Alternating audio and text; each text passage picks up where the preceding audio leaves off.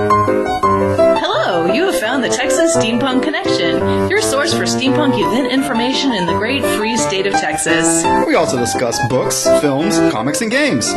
Also, we enjoy visiting with the local steampunk luminaries. I'm Flavio. I'm Erica. And I'm Thax, Your hosts. Thank you for tuning in, and now on to the episode. Hello, this is the Texas Steampunk Connection. This is Season 2, Episode 2, our first on film. For a brief amount of time, we're going to be doing an unveiling. And we're coming to you with our first Steamchest. Steamchest, yes. It is a monthly subscription service for steampunks. And we've been talking about it. It has finally come in. Yes, So finally. let's see Been what looking we've forward to got it. Let's see what we have in here. Inside. Oh. Captain, the skies have taken many things from us this holiday, but we found solace in knowing that we can still navigate through the ether. Lex is with us. She came in riding a mechanical caribou, which Josh Mallet kindly drew on the shirt you've smuggled your goods in.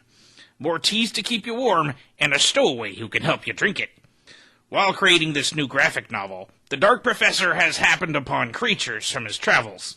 He isolated them in these sample jars for you to hand off to Arco, that infamous cryptozoologist, for studies. The last cargo shipment we had on Fisk's ship landed us in a heap of equipment, and I got stuck down there in the bay for 2 days, while the crew attempted to get everything dislodged, and decided to create something useful. I hope you enjoy your music box. We have also landed some discount tickets to the Circus of the Sun. Lex has told me I need to call the show the Cirque du Soleil. Curios. Lastly, the crew has found some purely magical ether-etched cards for your holiday cheer. Happy holidays, Cap. Sorry this came so late. It seems our shipments keep getting intercepted in transit.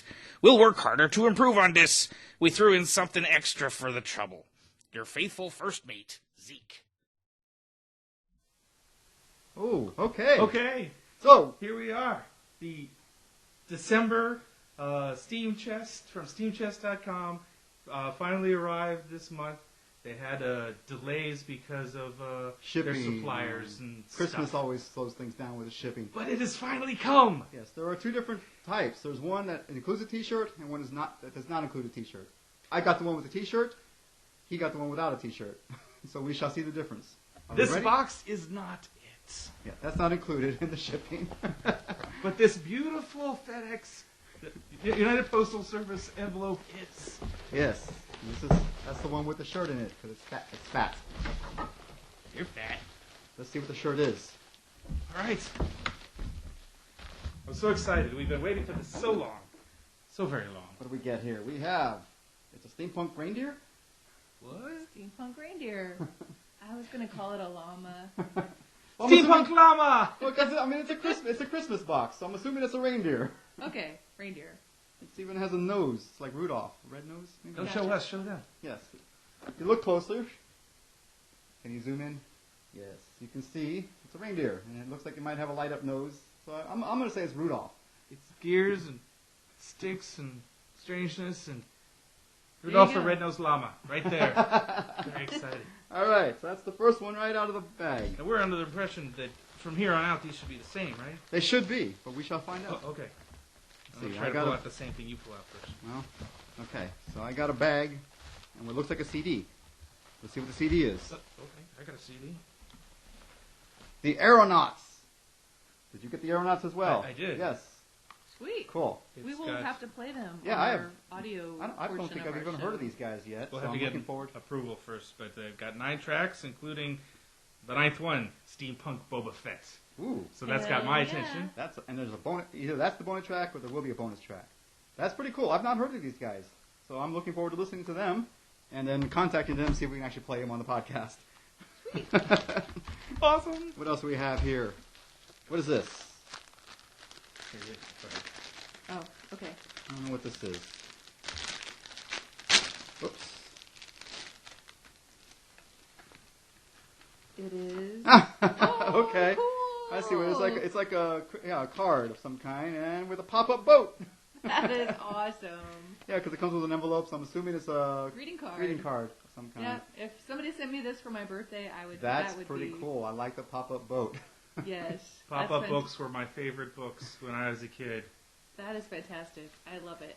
Wow. And then the front has this little laser cut Oh yeah. ship design. So that is a nice card. Is that paper or something more substantial? It looks like a Cardboardish. heavy cardstock. Yep. That's nice. Yeah, and it's got a little bit of a shiny to it. That and was. the envelope has a little bit of a pearlescent. Yeah, that's definitely very green. unique. I was not expecting that. That is very That's unique. Cool. Very cool. That's very well done. That is awesome. Yep. All right. Now we got a bag. Feels like there's a bunch of smaller stuff in here. Okay. Yes, a lot of smaller stuff. Just turn it over and shake it on the. Shake it. I'm just. Oh. Reach in and pull something else. I got a music box. Okay. Original crankshaft.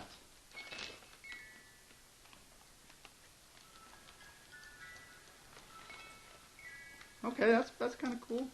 Does it come out of the box, I'm assuming? No, or it stays in the box? I imagine you could do whatever you like with it. It's yours. I think the box is just the packaging for it. Oh well, yeah. I think you'd have to tear it up if you wanted it to Yeah, I come think- out. That's cool. Very vintagey looking. Oh, What is this? there you go. Oh, what's that? Spoon. That came in there? Yeah. Where's my spoon? This is a very tiny eggplant-shaped spoon with a kind of a tree of life, Celtic Okay. tree. I did not maybe. get a spoon. You didn't get a spoon? I did not get a spoon. Oh. Looks like I got a You got a wizard on a marble. Okay. I'm not sure how steampunk that is, but that's cool. Little wizard on a marble. This has sort of a notch in it to, I don't know what. Put that over there. They won't. I like it though, it's cool. It's a very tiny. I bet it's for like teaspoon. tea. Yeah. Yes. Oh, I was thinking Or cocaine. Never mind. Speaking Nice. of tea, I've got two things of T-Punk Steve. T-Punk. Hang it over the edge of your cup. Director says, hang it over the edge of your cup. Thanks, Chris. Chris is our director for the video show Yes, because we he owns appreciate the him. camera. Knows what he's doing. And then, Yep. speaking of There's tea, tea. Yes. T-Punk Teas has provided us with a couple of tins full of tea. Yep. I Do have. you have the same ones on? Companion's Delight and the Red Sands. Yep. Yeah. So if you're into tea, you get tea. They are sealed, so you know that they haven't been tampered with, which means I can't open them and take a sniff. And of course, Well, they sent the That card. rhymes. Red Sands is a vanilla rooibos, which is herbal tea. Rooibos is actually really good for allergies if you happen to live in Austin. Yeah, very important. And Companion's Delight says it is peach and apricot green tea. It is green tea with peach flavor and apricot flavor. Sounds rather lovely. Awesome. We have one thing in. I have one thing left. Yep. This is gross. Oh, good. It's Clockwork Rejects specimens. And What is this? it's. I saw the word fetus. I'm not going to continue with that. I don't touch that. I can't see what it is inside the bag, so I'm gonna have to open it up.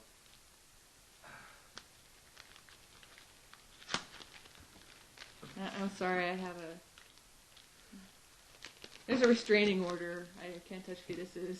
Oh no. It's against my religion. I'm just gonna let you open yours up. I'm trying. Yeesh. Apparently these little plastic bags elude me. Okay. I got it. Okay. All right. Clone of Dr. White. This specimen is part of a secret experiment that resembles Dr. White, rabbit of necromantic science.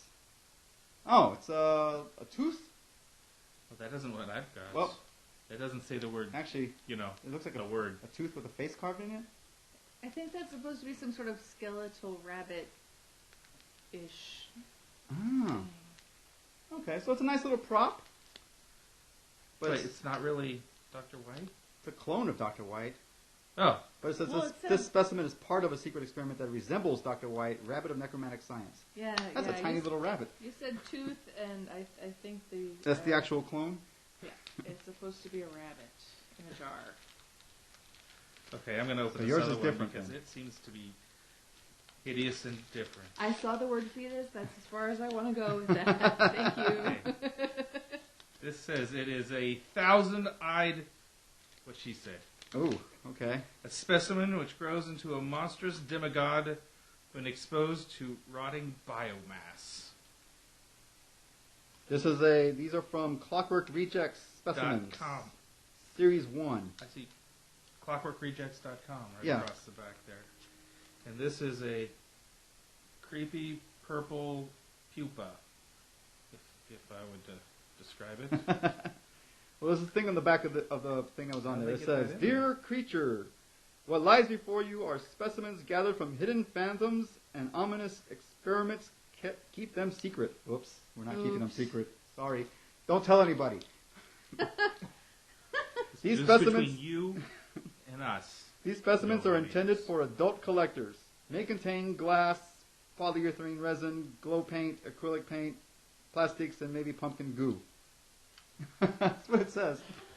Well, But these that's are secret. charming. Don't tell anybody about these. Sorry. Okay. Charming. Wow. So that's everything in my bag. Oh, well, there's a little thing for Curios. It's going to be a Circus du Soleil, which we're planning to go to later in the year. Yeah, we need to pick our dates. Yeah, we've talked about that on our show, among other things. But it is coming up in 2 months? 1 month. 1 month. March. Well, In March. Yeah. Across the weekends of March, touring through Dallas and then Houston, In along April. along with the rest of the country at various times. And more about that later. Yeah. So I think that's everything we got here. Anything else in your bag? Did I get it? I got a flyer. And Curios, yes. And the steampunk tees, their business card, That's everything. everything. Okay. All right. Well, that was the December box. All right. We do have a January box coming. Not sure if we're going to do this again, but we might. Stay tuned. But it seems to be consistent that their December box we got in January. It's almost the end of January now, and we haven't gotten the January box, so it should come in February, I guess. Stay tuned. We'll But find this out. is very exciting. This was fun. All right. if- Steamchest, $25 for a monthly subscription. That may change. So And that may change, but that was what this we was. were directed not to talk about the prices, price. but go Okay. to steamchest.com, right? Yes. I want to make sure that's right. .com, yeah. And see a number of options that they have for monthly steam chests with or without a T-shirt, and various other options they have available to you. So yeah, check them out. Also, on occasion, I've heard they have these items for sale as individual items. Yes. For if they got more in, then they sent Right. out in packages. And you may see them at a convention or two. We saw them at Steampunk November. They had a table there. Which is what got us on board with them in the first place. So yeah, this was fun. Hope you enjoyed watching. And after this, we're going to go into our regular talking podcast and no more video. So, Hey. Thanks for watching. hi. Hey, well, I hope you enjoyed that video. That's our first attempt at it. Our first unboxing. We were very excited. I was very excited. Yes, me too. It was fun. I can't wait for the January one this February. Right, yes. It's a little behind schedule again. Or maybe So- this is just how they do it. I don't know. So- it was fun, though. Yeah. It was. Anyway, so on to the next thing. We went to the Mimosas and Midnight train ride last night. We've been talking about it in our upcoming events. We won't talk about it anymore because it happened on Saturday night. Yep, last night. Yes. Well, today is currently the 29th, and last night was the 28th. So there you go, of January. Yep.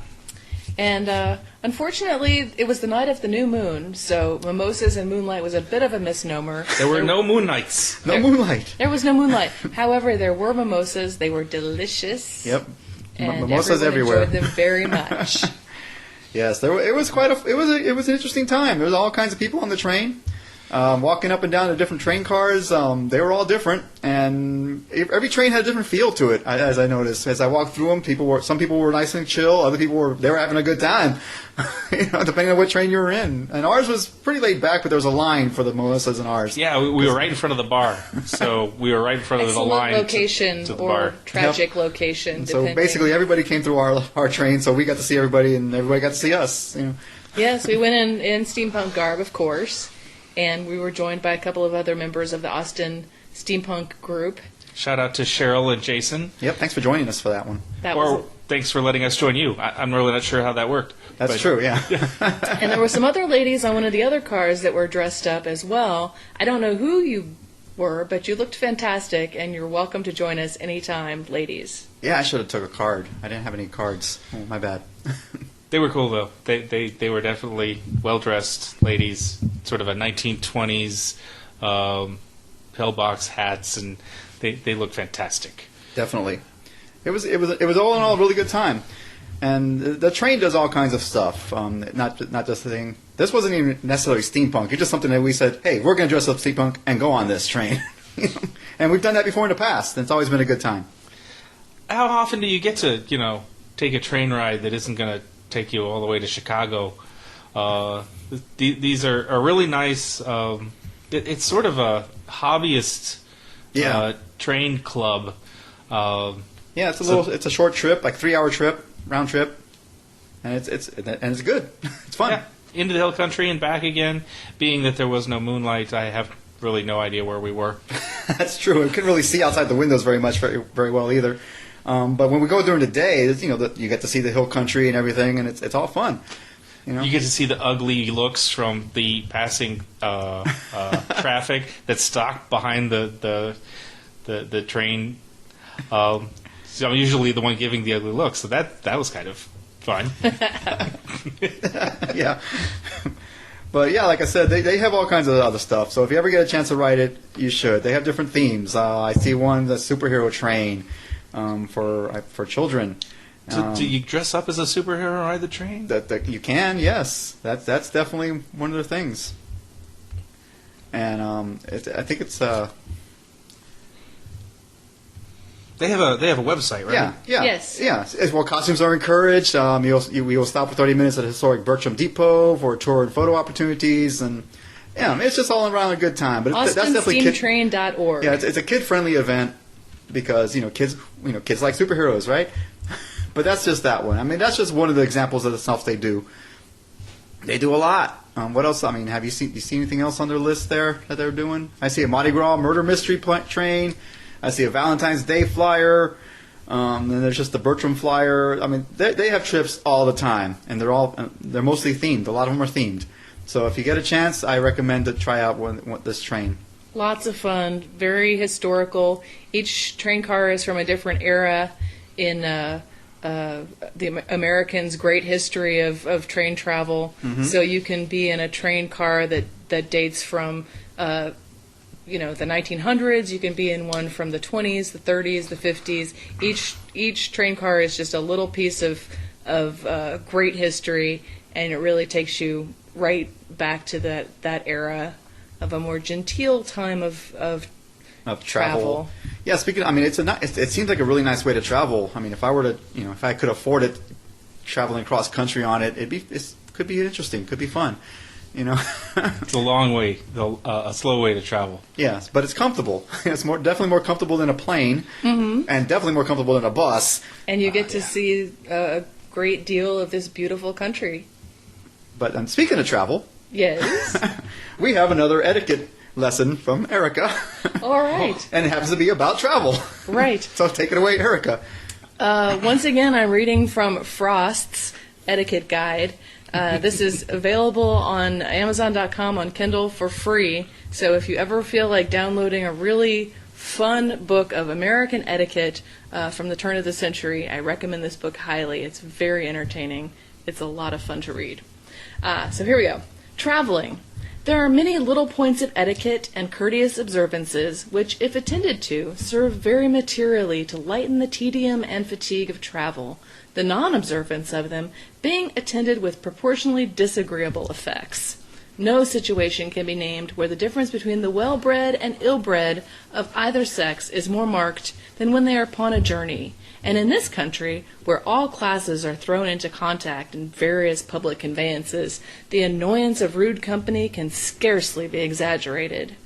The duties of an escort to a lady are manifold and various, and the true lady will make them as light as possible, striving by her own deportment and agreeable conversation to compensate her gentleman friend for the trouble she may occasion him, to weary him constantly by complaints of the heat, dust, or flies, to worry for half an hour over some unavoidable mishap or annoyance, to lose or miss some part of her hand baggage every 5 minutes, forcing him to rise and search for what she eventually finds in her own pocket, to inquire every few moments, "Where are we now? What time is it? Are we nearly at our journey's end?"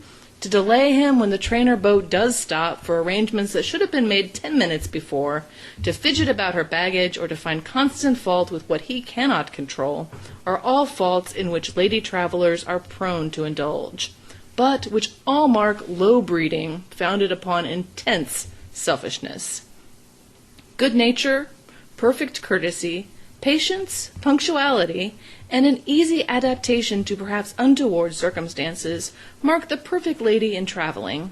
When you see a lady detained perhaps for hours by a snowstorm, pleasantly trying to beguile the time by conversation, relieving tired mothers perhaps of the care of fretful children, jesting pleasantly upon the unpleasant delay, and uttering no complaint or impatient word, even if half frozen or in utter discomfort, you may be certain you see a perfectly well-bred lady in every sense of the words. No lady should ever allow her escort to enter with her into any saloon devoted exclusively to the use of ladies, because he may be her own husband, son, father, or brother, does not excuse her, as he cannot stand in such relation to other ladies present. If a lady in a car or stage finds the exertion of talking tiresome or painful, she must say so frankly, and no gentleman must take offense. Weak lungs may be really injured by the effort made to be heard above the noise of a locomotive or wheels. In traveling alone, a lady should speak to the conductor on the train, or in a long steamer passage introduce herself to the captain, explaining her unprotected situation, and they are bound to extend every courtesy in their power. It is better for a lady so traveling to wait until the rush of passengers is over before quitting a train or boat, and then, if not waiting to meet anyone, leave the station. A lady traveling alone may, with perfect propriety, accept courtesy from strange gentlemen, such as raising or lowering a window, the offer of a hand across a slippery plank, or any such attention, being careful always to thank him politely for the same, but in a tone that will not encourage conversation or further advances. Any apology made during a journey for accidental crushing, crowding, reaching over the seat, or the like, must be accepted, a silent but courteous bow being the best acknowledgment of the politeness dictating such apology. A gentleman, on entering a public carriage or omnibus, must never step before a lady, but stand aside until she enters, raising the hat slightly, if she acknowledges his courtesy, as a true lady will, by a bow. He may offer to assist her if she appears to need it, even if she is a perfect stranger to him. If a gentleman consents to act as escort to a lady, he must carefully fulfill all the requirements of that rather arduous position. If she meets him at a wharf or depot, he must be a little before the hour for starting, to procure her ticket, check her baggage, and secure for her a pleasant seat. He must never leave her to stand in an office or upon wharf while he attends to her tickets and baggage, but having seen her comfortably seated in the ladies' room or cabin, return for those duties. In arriving at a station, he must see her seated in a hack before he attends to the trunks. In a hotel, the gentleman must escort the lady to the parlor before securing her room, but not detain her afterwards. However agreeable she may be, he may be certain she is longing to rest after her journey, and remove from her travel the stains from her face and dress.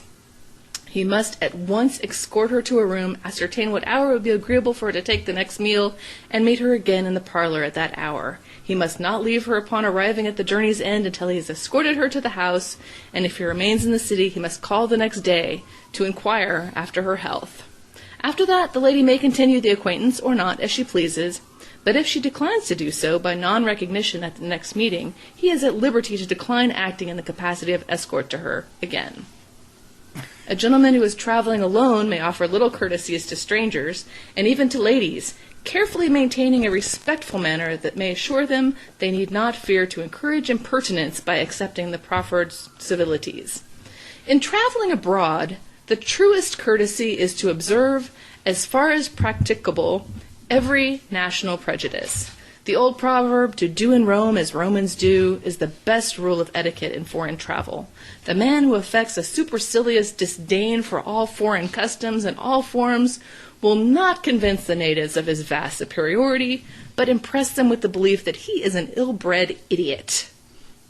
The most polite as well as agreeable travelers are those who will smilingly devour mouse pie and bird's nest soup in China, dine contentedly upon horse steak in Paris, swallow their beef uncooked in Germany, maintain an unwinking gravity over the hottest curry in India, smoke their hookah gratefully in Turkey, mount an elephant in Ceylon, and in short, conform gracefully to any native custom, however strange it may appear to him.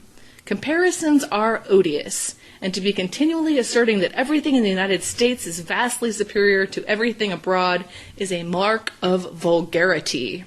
If you really think there is nothing to be seen abroad as good as you have at home, why, you are foolish not to stay at home and enjoy the best. Well, that would definitely make traveling a lot easier if people were to follow all those rules. At least less annoying, anyway. That was enlightening, Erica. Thank you very much. You're very welcome.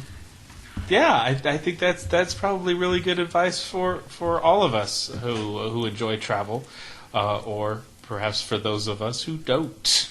Yeah, might make it a little bit more enjoyable. I just stay home. So there's your moment of etiquette by Erica.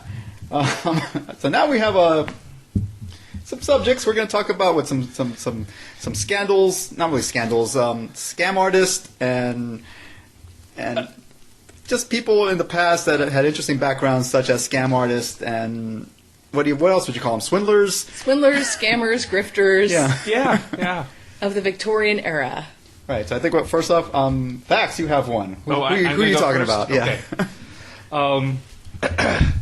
So this is an interesting story that's been passed around since we live in Central Texas. This is a story of the Baron de Bastrop. There's a Bastrop town just not too far from here. There sure is. What do you know? So let me move this mic here. Sorry for the noise. I'm going to tell this story a little bit in reverse for dramatic emphasis. Okay. I present to you. Where do we want to start this? Because I'm reading over the notes that I looked up. Okay. A gentleman calling himself the Baron de Bastrop, he said he was a noble of Dutch descent, I believe, showed up in Nacogdoches, Texas, where did my notes go? Because he's kind of all over the place. So he went to Nacogdoches. The town was called Nacogdoches when he arrived. Nacogdoches, Texas, in 1805. So it's a little earlier than the Victorian era, but because this is such a wild story, I think it should be included. Yeah, I'm all for that. He arrived alone, like not with his family, but with servants. Hopefully he was doing his travel etiquette properly. And he moved to San Antonio de Bexar and petitioned the commanding general at Chihuahua for permission to settle there as a Spanish citizen. So at this time, Texas was part of Spain. And San Antonio de Bexar, I assume, is what we call San Antonio now, in the county of Bexar. And if you're not from Central Texas, Bexar is Bexar. Right. I don't know where that pronunciation comes from, because it doesn't sound Spanish. Behar, I think, is how it would. Oh, we'll call it that then. Bexar. Behar? Behar. Okay. So it's Spanish. So he's presented himself with noble title, and asked to become a Spanish citizen.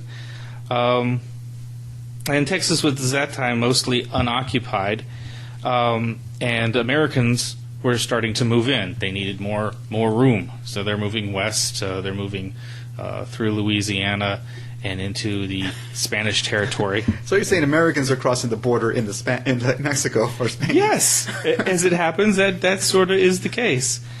And so the Baron tried to start a colony near Bexar, but it was frowned upon. The Spanish king does not want Americans moving into their country.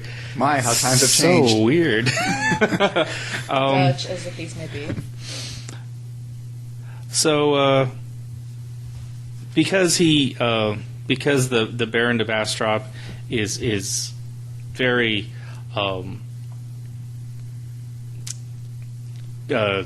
easy to get along with. He can speak Spanish and English and French and Dutch, and he's just a really friendly sort of guy. He makes friends very easily, and he works himself into an appointment as the second alcalde of the, you'll have to excuse me, the ayuntamiento at Bexar. So that's like he was a sheriff and a mayor of this, I assume it was more like a camp in the roughly the San Antonio area. Or we're probably talking about the city of Bastrop. Probably. Or that general area.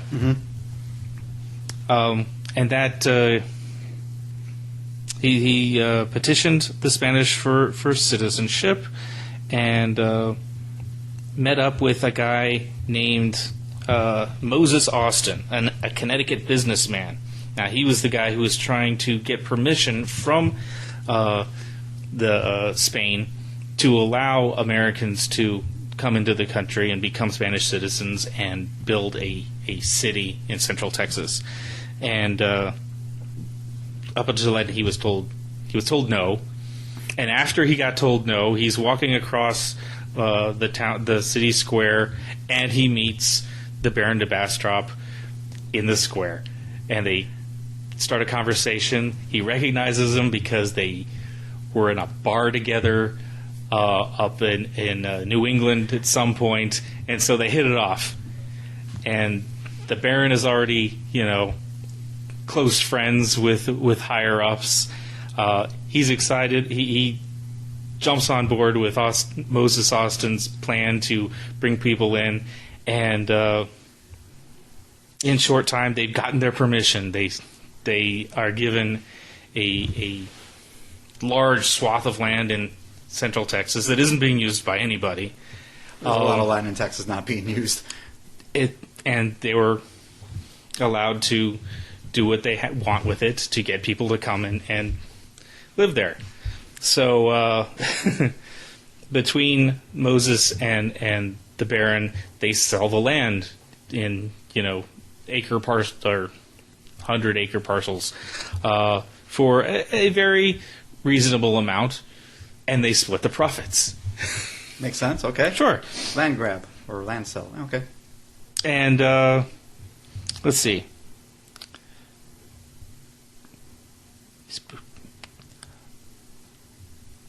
Austin's son, Stephen Austin. May have heard of him. Later, I don't think it's the same Stephen F. Austin. I'm not really sure. But he later writes about Bastrop. He says, "He invited my father to his room, where he lived in great poverty, but his influence with the government was considerable, and was very great with the inhabitants of Bexar, who loved him for his benevolence of his disposition. He was a man of education, talents, and experience." So they went to Nacogdoches, and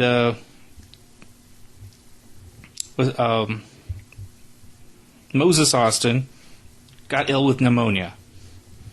And he wrote a letter depicting the future of Texas, asked that Barron be the investment, the manager of the project. So now he's in charge of pretty much everything. His grant of making the Barron the project manager is approved, and then Moses dies 5 months later. So Stephen Austin inherited his father's grant, and so they go into business together. And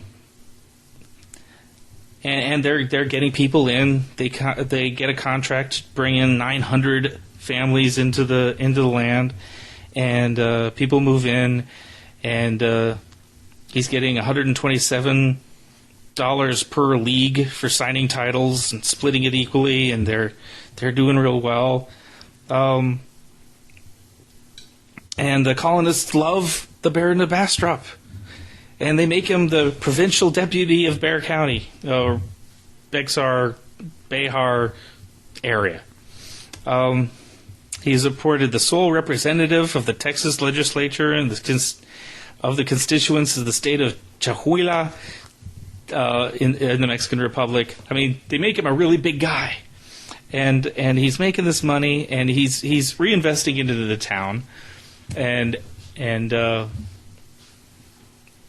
building the necessary infrastructure, but he's very controlling of what goods are available. Okay. So they have to buy from him.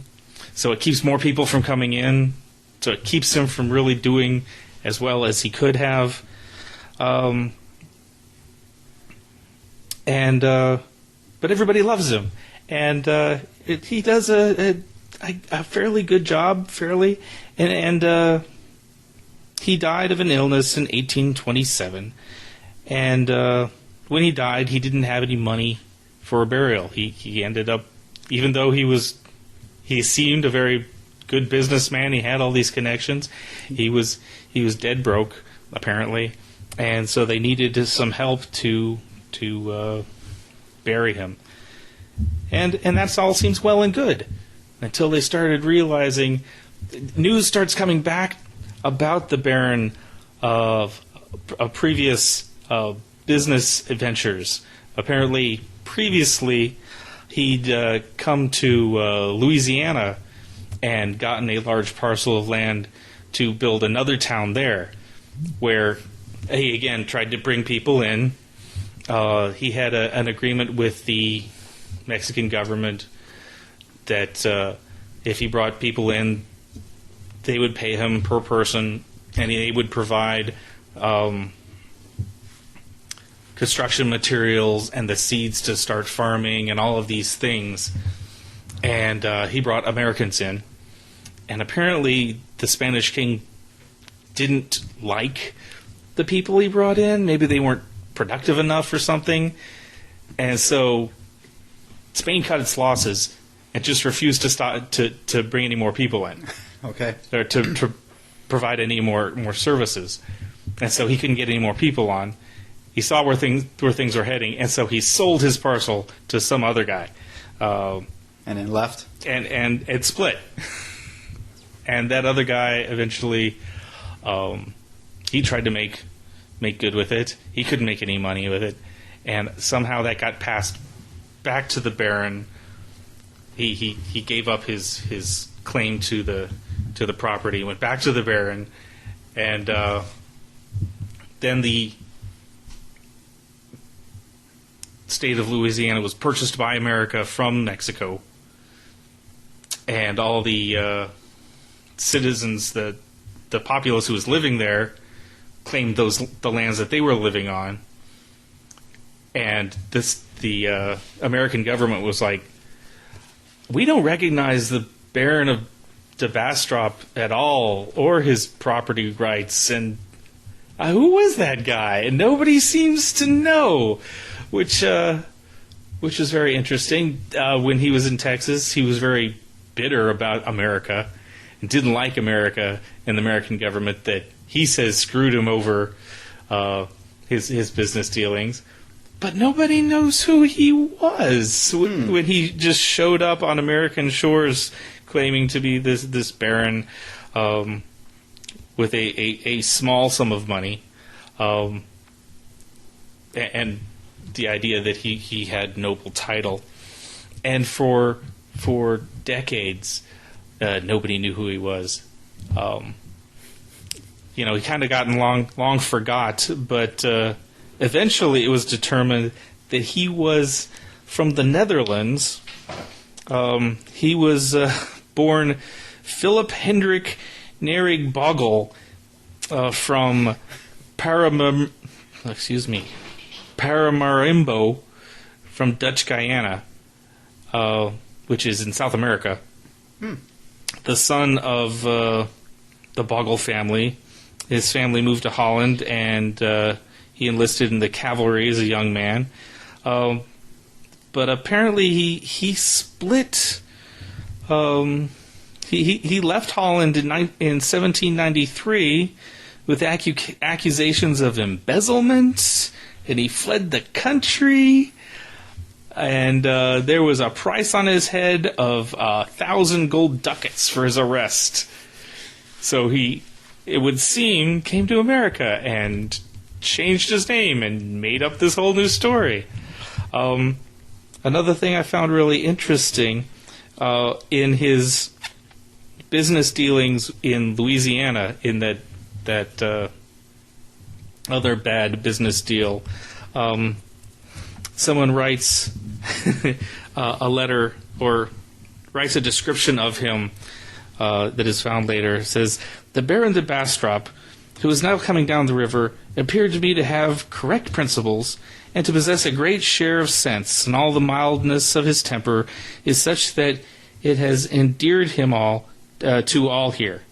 You will no doubt be highly pleased with him. He will conduce to enliven your situation." So he was very, personable, and he made friends easily. But then later, I can't find the letter now. They tear into him.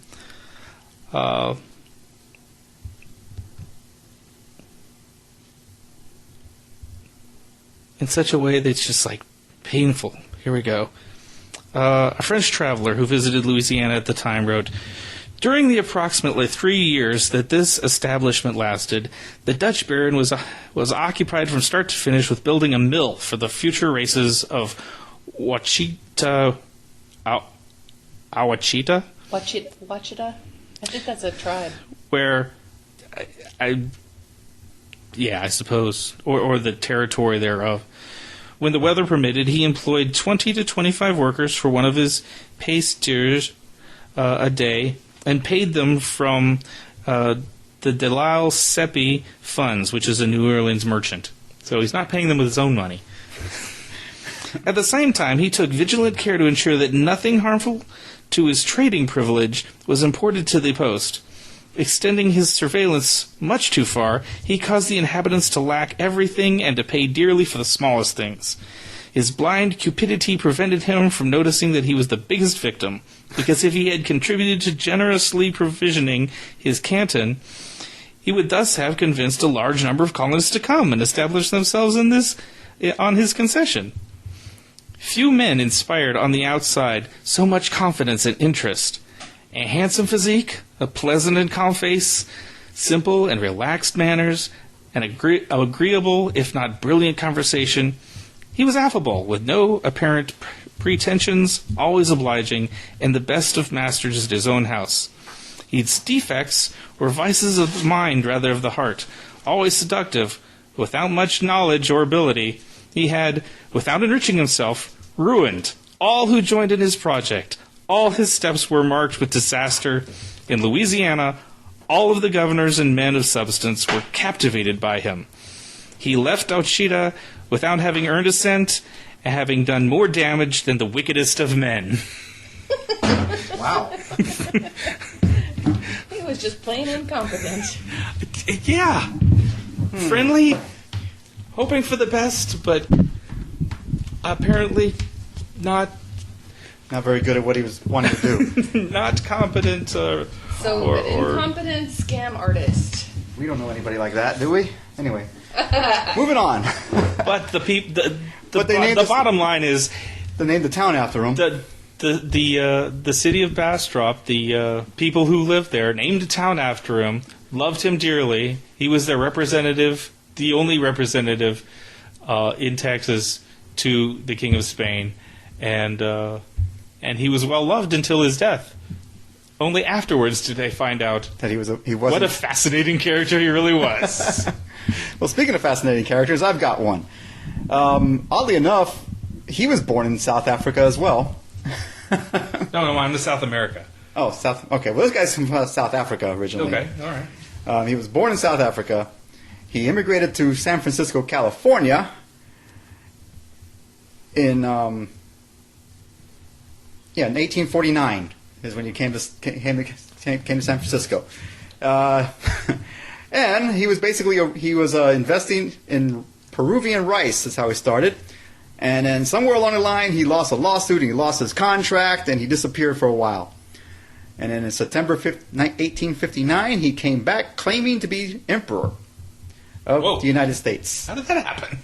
He just showed up, and he wrote a letter to the San Francisco newspapers, basically saying, this is what he wrote: "At the peremptory request and desire of a large majority of citizens of these United States, I, Joshua Norton, formerly of Agora Bay, Cape of Good Hope, and now of the last 9 and 10 months past of San Francisco, California, declare and proclaim myself emperor of these U.S. And in virtue of the authority thereby in me vested, do hereby order and direct the representatives of the different states of the Union to assemble in musical hall of this city on the first day of February. Next, then on there, in February next, then and there to make such alterations to the existing laws of the Union as may ameliorate the evils under which the country is laboring, and therefore cause confidence to exist both at home and abroad in our stability and integrity. Norton the First, Emperor of the United States." Do you have a flag? So, I mean, eventually they reprinted it because they thought it was humorous. But later on, he adds "Protector of Mexico" so he's Emperor of the United States, Protector of Mexico. He added that title on there. Thus, and for 21 years did he reign over America. He was in his self-appointed role of emperor. He issued a lot of decrees in matters of state. After assuming control. One of the ones he did is he abolished the United States of Congress. He was fraud and corruption prevent a fair and proper expression of the public voice, that upon violation of the laws are constantly occurring, caused by mobs, parties, factions, and undue influence of political sects, that the citizens has not that protection, person, and property which he is entitled. That kind of sounds familiar. Nothing changes. Yeah. It's all the same. And then later on, he asked. Later they ignored him, obviously. So it's like, whereas a body of men calling themselves the National Congress are now in session in Washington City, in violation of our imperial edict of the 12th of October, last declaring that said Congress abolished. Whereas it is necessary for the repose of the empire that said decree should be strictly complied with. Therefore, we do order and direct Major General Scott, the Commander-in-Chief of our armies, immediately upon receipt of this, our decree, to process with a suitable force and clear the halls of Congress. Oh my goodness. He's asking the army to go clear that Congress. They're Drain the swamp. They're not legal anymore. I abolished them. GTFO. So, but obviously the army ignored them. So. It's hard to get good help these days. And hoping to, apparently somewhere along the line, hoping to resolve the many disputes that had resulted in civil war, he issued a mandate ordering both the Roman Catholic Church and the Protestant churches to publicly ordain him as emperor. Can you do that?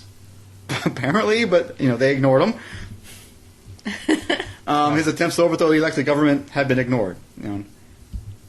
I mean, so he was always he just kept going, And then another decree he did: whoever after due and proper warning shall be heard to utter the abominable word Frisco, which has no linguistic or other warrant, shall be deemed guilty of high misdemeanor, and shall pay into the imperial treasury as penalty the sum of $25. So if you called San Francisco Frisco, it cost you $25. That's a lot of money. Yeah, back then, definitely. I know people who live in San Francisco now that would agree with this edict. Now, one of the things he did kind of do, that it wasn't because of him, but he had some good ideas. He wanted to build a bridge between San Francisco and Oakland, as well as a tunnel between under the Bay Area. And he tried to get people, get the money and get, hey, we got to build this. We need these two cities connected. And, it didn't work. But later on, oddly enough, He got his bridge. yeah, the bridge was built in 1933 and the tunnel was finished in 1969. So somebody realized, hey, that was a good idea. We should do that. Wow. And people loved him. They was like they thought he was silly, but they took care of him. The San Francisco streets. He walked around in a blue uniform with gold-plated epaulets that was given to him by the officers of the United States because they liked him. I like you. You're funny. You're cool. Wear this. And they gave him. When it wore out, they gave him another one. Wait, so that was the U.S. military? Yeah, they gave him a uniform. Yeah. that uniform was bought and paid for by the American public Exactly. and taxpayers. Right. Yeah, he was loved and revered by the citizens of San Francisco. Although penniless, he regularly ate at the finest restaurants in San Francisco. They took upon themselves to add brass plaques in their interests saying that he ate there, appointed to His Imperial Majesty Imperial Norton, the First United States. He self-pinned imperial seals of approval for him. He made his own money. People accepted it because he was, like, why not? Local character. Yeah. He went anywhere from a what was it, 15 cents to a $10 bill. I think it was. And Again, $10 bills was a lot of money then. right. Although at one point in 1867, a policeman named Armand Barbier arrested him to commit him to involuntary treatment for a mental disorder.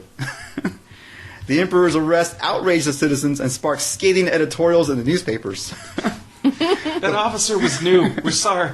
Police Chief Patrick Crowley ordered Norton's release and issued a formal apology on behalf of the police force. Wow. Crowley wrote that he has shed no blood, robbed no one, and has spoiled no country, which is more than can be said for his fellows in that line. Norton magnanimously granted an imperial pardon to the errant policeman. Your pardon for arresting me. I'd vote for him. All police officers of San Francisco thereafter saluted Norton as he passed in the street.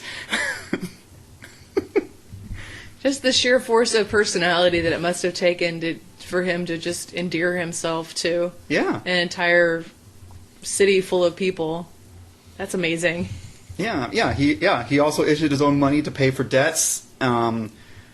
Occupation was listed as emperor. It became known as accepted as a local currency in San Francisco. Yeah, 50 cents to $10. 15 cents to $10. And a few surviving notes are in collector's items. They're still around, some of them. Oh, wow. Probably in museums, I'm sure. When his uniform became to look shabby, the San Francisco Board of Supervisors bought him a suitable regal replacement. Oh, so the city bought him. Yeah, well, the second one, his replacement. Oh, okay. This guy, he came in as a businessman. He lost a deal. He probably got really poor, and I don't know. Then he decided, hey, I'm going to be emperor. Had a breakdown. I'm going to fix this place. Lost his marbles. Yeah. But people loved him. Kind of like, I'm going to say it, like Leslie that we had running around Austin. Mm-hmm. Maybe not as eccentric as Leslie, but still in that area. Well, Leslie never got to be emperor. True. Leslie But he only did- ran for mayor. Yeah, he only ran, and he got votes. Don't blame me. I voted for Leslie. So that was the Emperor Norton in San Francisco back in the late 1880s. Before Portland, before Austin, Yeah. San Francisco was keeping it weird. Definitely. Unfortunately, let's see what they have here. Yeah, a number of his decrees, they're they were submitted in the newspapers and everything, and it's they put them in. They're in the San Francisco Museum and Historical Society, maintain a list of decrees believed to be genuine. I don't know what they mean by why the others are genuine and others aren't, but but they have a list of all his decrees. Oh wow.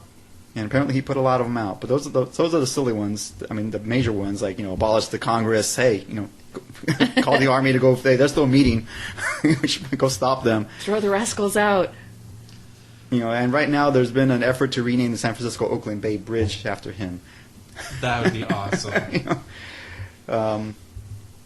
Yeah, so I mean that was the Emperor Norton in San Francisco. The Emperor Norton flyover. Yeah. Wow. And so I mean, he was just he was a character, and he was harmless. He didn't hurt anybody, So he was just out there doing what he wants to do. Marched around in his uniform, giving out edicts to the newspaper to publish. Yep, having the police salute him, getting free meals, Hey, he figured out a way to survive. Yep. He was a hero this country needs, but not the one we deserve.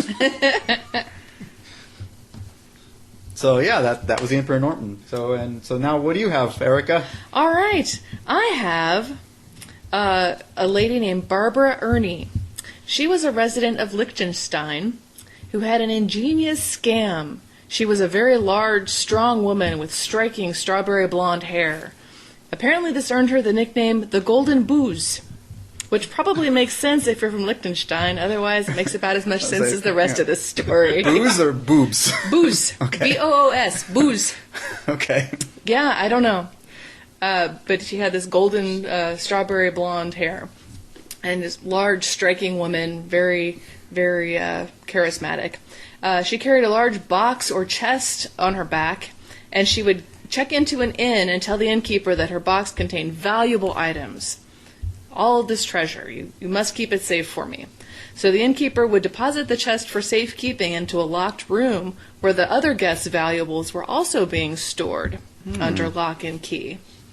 And then sometime in the dead of night, Ernie's chest would open up and a small man came out, grabbed the valuable goodies stored in the room, and then Barbara would carry the chest full of the stolen loot and the little man out into the night, never to be seen again. That's brilliant. Why they didn't ever open the chest to see her valuables before they placed them in the room, I don't know. That's the genius of having a large chest, I suppose. Yeah. People don't ask questions. She and her small accomplice ran this scam at least 17 times that she admitted to during her trial. She was finally captured in 1784, and she was executed in 1785. By beheading. They had to import an executioner because the city of Liechtenstein was a smaller city and didn't really have a professional executioner on the payroll. Wow. So they had to send off for one.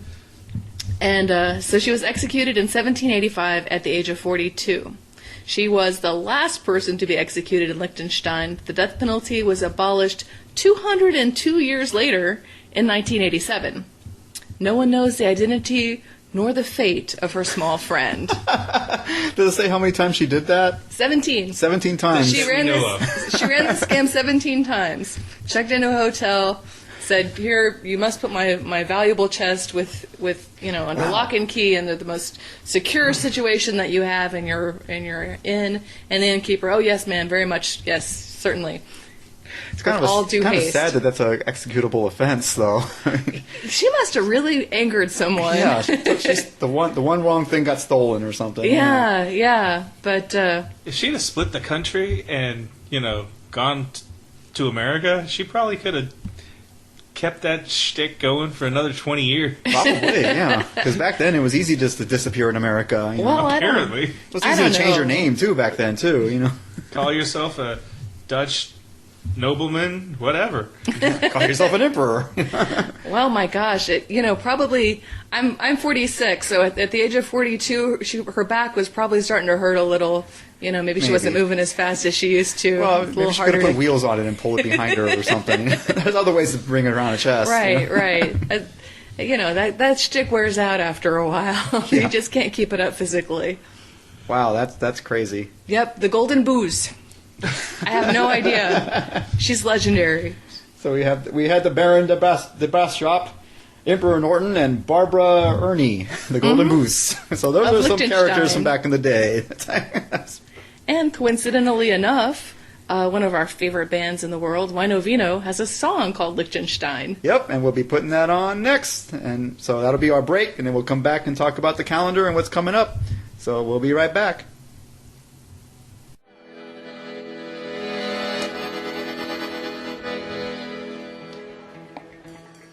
Oh, Liechtenstein, oh, Liechtenstein, is fiction any deeper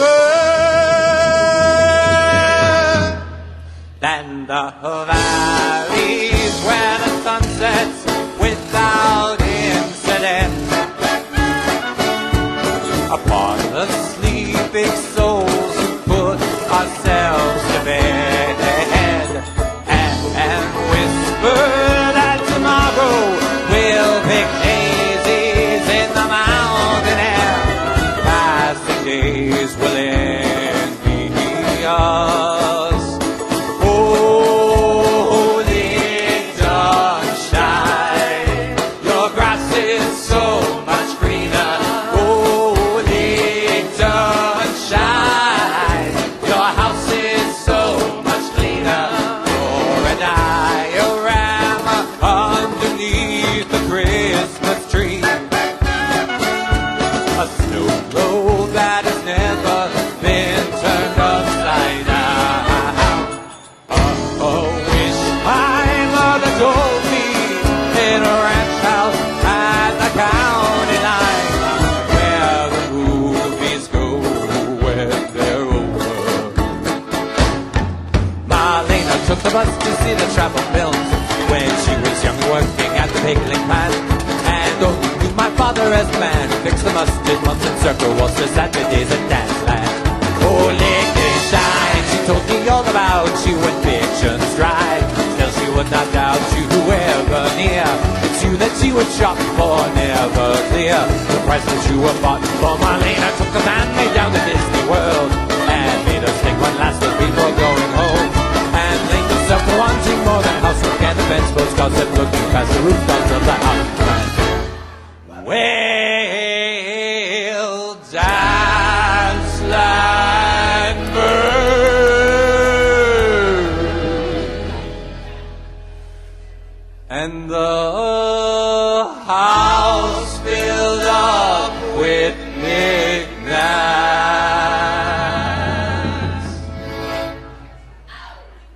Yes, humble children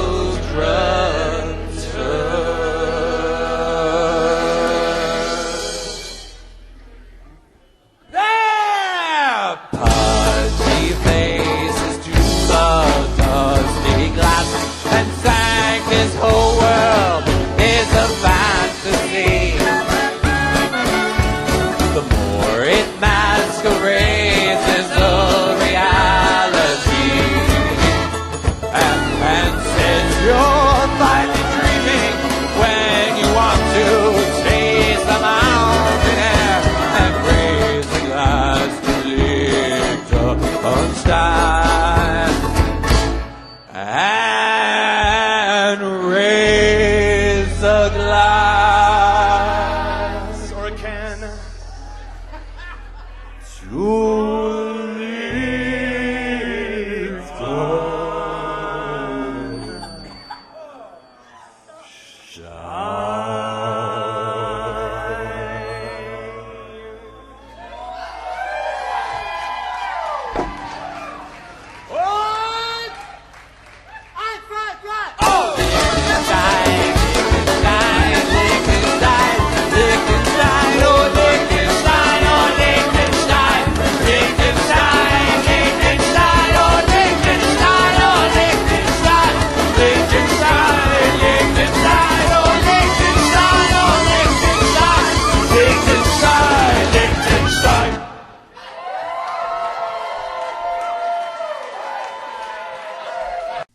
That was Wino Vino, their Lippenstein song on their debut album titled Wino Vino, the third track. They're a good band. You should look them up. Their website is winovino.org. O-R-G. You can also find them on YouTube. A lot of videos there.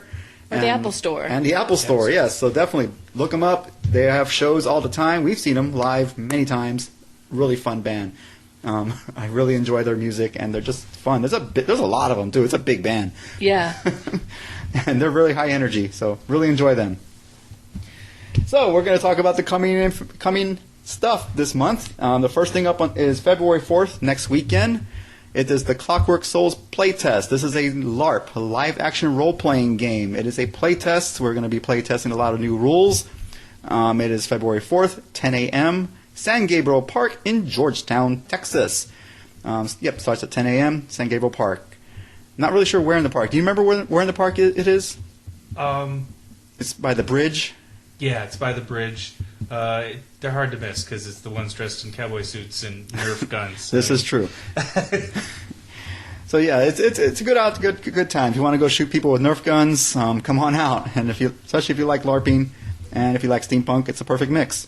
They tell you that this playtest is going to concentrate on some of the production skills and magic abilities and integration of the non-combat skills into the game. Okay, so maybe not so many Nerf guns. Well, they'll still have them, but Yeah. I think it won't be a shoot 'em up focused agenda for that day, which will be fun. I find the role playing aspects much more interesting. Right. Yeah, well, that's what LARP's supposed to be about. Yeah. So it should be fun. Come on out and join us. I plan to be there. Do you plan to be there? Oh yeah, I'm going to be. Yeah, we're going to be there. All right. What's next? Your Gears and Beers. The Gears and Beers social is we usually have it on the third Tuesday of the month, but this month our space is taken up with a burlesque show going on, thanks to Russ Argo. So we are going to move to the first Tuesday of the month, which will be the 7th, and we're going to meet in South Austin for a change. So you Southeast will have a chance to maybe not drive quite as far or make it if you're not able to usually make it. We're going to meet at Baker Street Pub on South Lamar. Yep, South Lamar. About 7 o'clock. I won't be able to get there till 7:30 because that's not my part of town. But it's very informal. We don't have our own room, so we're just going to find a good-sized table and get some beers and have some meal. And yeah, what we usually do. Yep, just shoot the shit and chit-chat. Yeah. And drink and eat. Good times. So yeah, I've been hearing, why don't we meet in the south of Austin? We're going to meet in the south of Austin now. Just this one time at least to see. Right. Then after that is Darwin Day. Darwin Day. February 11th. Okay. Darwin Day Austin. This is a public event sponsored by the Center for Inquiry, Austin, and Darwin Day Austin. It is Saturday, February 11th from noon to 5 p.m. at the J.J. Pickle Research Center in Austin, Texas. The Center for Inquiry Austin presents a free event to celebrate the 208th anniversary of Darwin's birth. There will be something for everyone, fun learning activities for children and teens, fascinating lectures, and trivia contests for adults, professional development credit for teachers, if you happen to be a teacher, and birthday cake. Woohoo! Birthday cake. All right. 208 years. Wow. Yes. I mean, I know obviously he's not still alive, but I didn't realize how long ago he was around. Right. And the theory of evolution, still going strong after all this time. So at some point, maybe we'll have to say it's more than a theory. Maybe it's a fact. Maybe. Could be a fact. I'm still skeptical after 208 years. Wow, so that sounds like it could be a fun time. It's not necessarily steampunk, but hey, Darwin, party, why not dress up, right? Absolutely. It's screaming for steampunks to show up. Definitely. And there's learning and cake. Learning and cake are some of my favorite things. Now after that this is not in Texas, but I'm seriously thinking of going to this because I've decided after going to Steamposium in Seattle last year that I'm gonna attempt to go to a different convention in a different state at least once a year. That way I can say I've been there and compare and contrast and all that kind of stuff. This is the Wild Wild West Steampunk Convention 6. It is in Tucson, Arizona. It's a good drive from here. Right, March 3rd. Yeah, March 3rd to the 5th. It's a weekend event. I'm personally used to driving long distances, so I think I can do it. I looked up the maps. It's like a 13-hour drive. I'm pretty sure I can do it. If anyone wants to join me, that'd be awesome. We can caravan or trade-off driving. We can do this. I'm pretty sure Russ Argo mentioned that he wants to go, and he's looking for people to join as well. So I'm going to talk to him and get going.